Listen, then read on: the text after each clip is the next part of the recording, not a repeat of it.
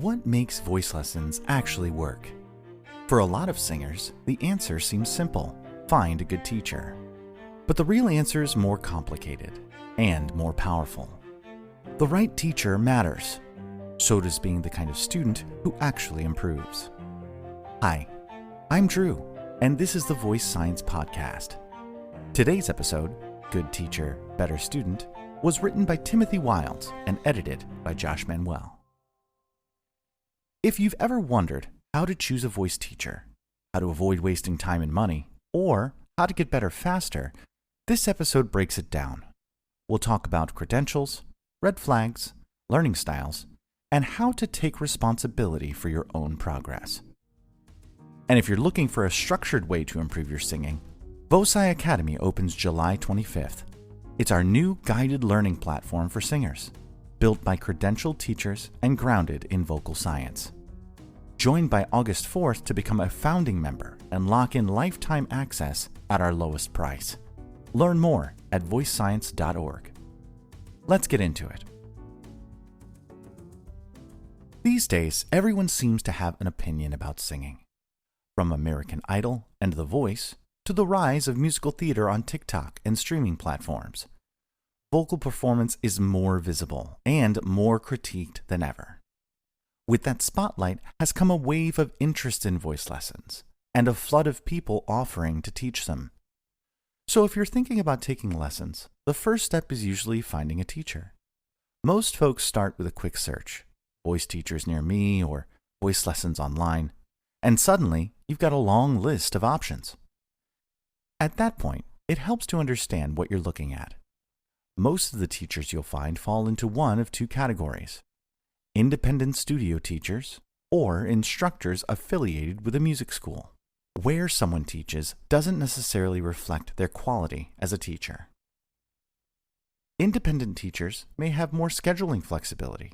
School-based teachers might offer access to performance opportunities or extra classes. Each has its trade-offs, but neither context guarantees good instruction. It's a secondary factor. So your initial search was successful, and you now have some names. Based on what you read online or were told, all of them say they teach voice. But just because they say it doesn't mean it's true. Sadly, the answer is no. The next step is learning how to distinguish the real from the fake. Just like in any professional field, you want evidence of real expertise, formal training, teaching experience, strong student reviews, professional memberships, and institutional affiliations. And just like in those fields, credentials alone aren't enough. Ongoing education matters too. Yet in the world of private voice teaching, that's surprisingly rare. That's why selecting a voice teacher is more like choosing a healthcare provider than picking a favorite performer. Would you hire a surgeon, therapist, or chiropractor with no credentials and no continuing education? Probably not. And your voice deserves the same care. The student seeking a voice teacher needs to be a savvy consumer. Ask as much of your voice teacher as you would any other person claiming expertise in a field providing services. Have you ever wondered why anyone can call themselves a voice teacher and not have to show any evidence of being fit for the task? There's a long-standing tension in the arts between formal education and self-taught mastery. Plenty of brilliant musicians never stepped foot in a conservatory. Prince, Paul McCartney, and B.B. King didn't have vocal pedagogy degrees, but they shaped the sound of modern music. So it's fair to ask, if they didn't need formal training, why should your voice teacher? Here's the catch. Those people are outliers. They weren't just talented, they were obsessive, disciplined, and surrounded by other high-level musicians. More importantly, they weren't responsible for teaching others how to sing.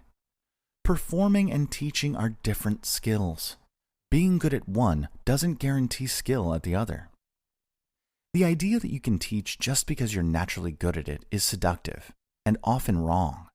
The same way being a great athlete doesn't make you a great coach, being a skilled singer doesn't automatically make you a skilled teacher. The best voice teachers often can't rely on instinct. They have to study, analyze, and learn how to make the implicit explicit. I've worked with countless adult singers who returned to voice lessons after decades away, all because a middle school choir teacher told them they couldn't sing. That one comment shaped their identity for years. The stakes aren't small, and that's the point. Whether a teacher has formal degrees or not, the real question is, have they done the work to understand how voices work? Not just their own, but a wide range of voices. Have they developed a toolkit beyond what worked for them? Credentials can be one clue. So can years of experience, student outcomes, professional affiliations, and ongoing training. But you also have to take a look at how the teacher communicates. Can they explain what they're doing?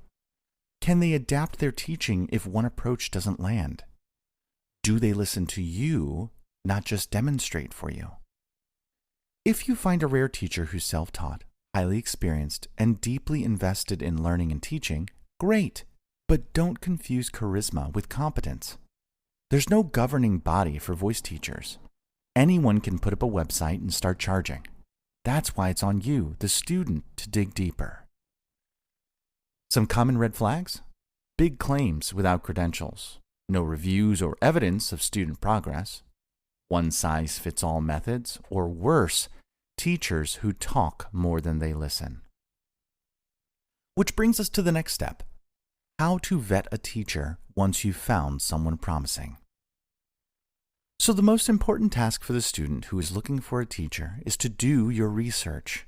Take the time to comb through their credentials. This is the first of many steps. Step number 2 is to set up a series of lessons, at least 2, preferably 3 or 4, to see the teacher in action. This is the only way to discover if they're truly gifted at teaching.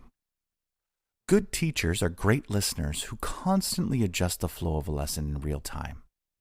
If one method of communication isn't working, they know how to shift course. Step 3 is more subjective. Do your personalities mesh well enough to build a positive working relationship?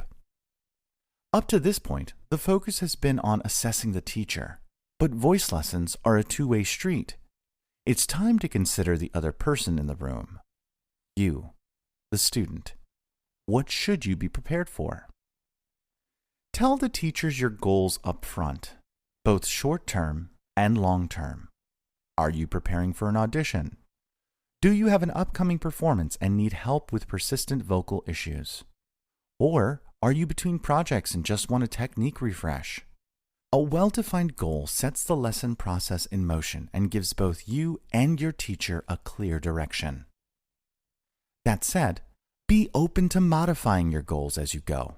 New discoveries can reveal underlying technical challenges or unexpected strengths. Shifting goals doesn't mean you're off track. It means you're learning. Tell the teacher the level of work you're prepared to do.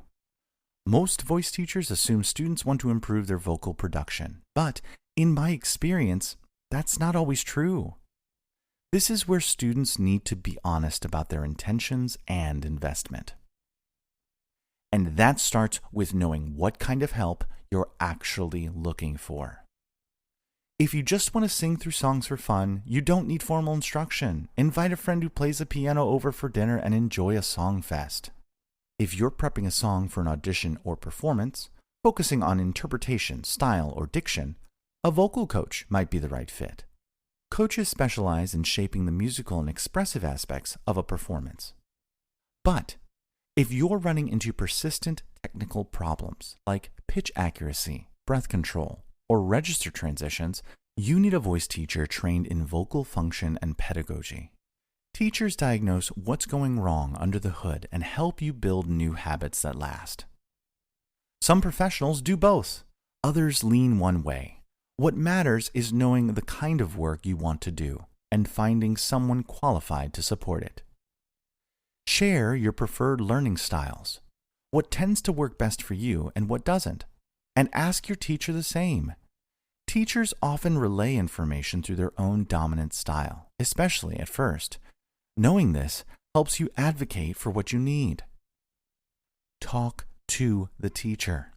Remember, voice teachers can't see or touch your instrument. They rely on what you tell them, your sensations, thoughts, and impressions to understand what's happening. Don't worry about having the perfect words, just describe what you're experiencing as clearly and honestly as you can.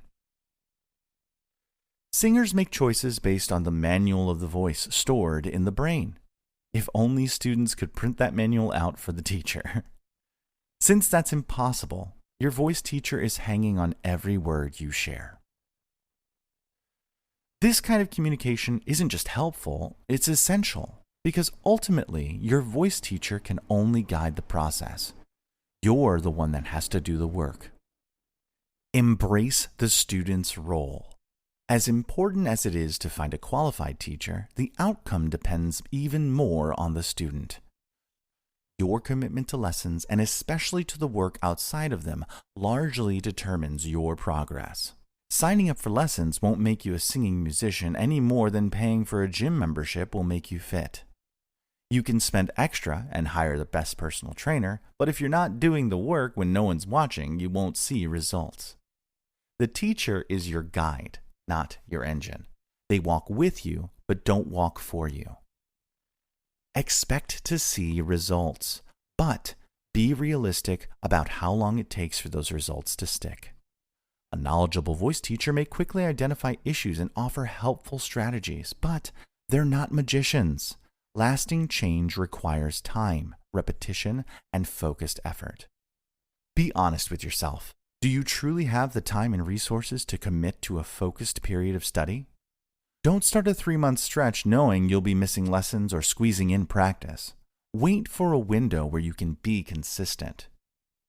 The occasional approach, sporadic lessons, hit or miss practice, slows everything down and frustrates both the student and teacher. The more intentional and uninterrupted the study period, the more meaningful the progress. So, whether you're looking for your first voice teacher or coming back after a break, remember, the teacher matters, but so does the student. Be curious, stay honest, do the work, and above all, keep singing smart. One last thing. Voci Academy opens July 25th, but enrollment is only open for 10 days. If you've ever wanted to be part of shaping something new in vocal education, this is your moment. Join us as a founding member and help build the future of singer training, built on science, not superstition. Head to voicescience.org to get on the list.